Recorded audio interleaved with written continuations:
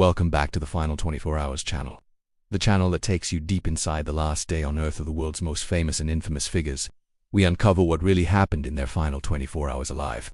Today's video will be the final 24 hours in the life of Roberto Clemente, December 31st, 1972, New Year's Eve. As most of the world prepared to celebrate, one man was preparing for a mission of mercy.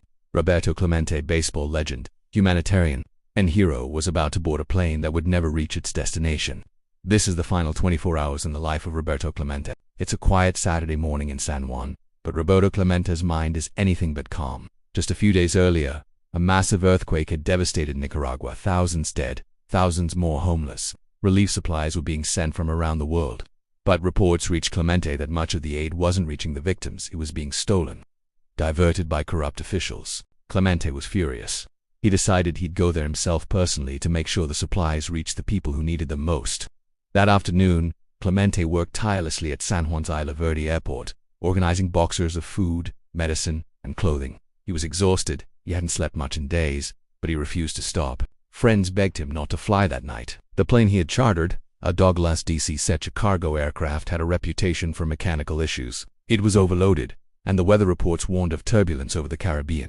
But Clemente was determined. He believed his presence would guarantee the aid got through. "I have to go," he told them. "These people need help." At 9:22 p.m., the plane taxied down the runway. Aboard were four others: the pilot, co-pilot, flight engineer, and Clemente himself. Minutes after takeoff, the aircraft struggled to gain altitude. Witnesses reported hearing strange noises from the engines before the plane disappeared into the darkness. At 9:30 p.m., just 6 miles off the coast of Puerto Rico, the plane crashed into the Atlantic Ocean. Search and rescue teams worked through the night. The next morning, debris from the plane washed ashore. None of the 5 men on board survived. Roberto Clemente's body was never recovered. He was just 38 years old. The world mourned not just for the ball player, but for the man. Roberto Clemente wasn't just a superstar.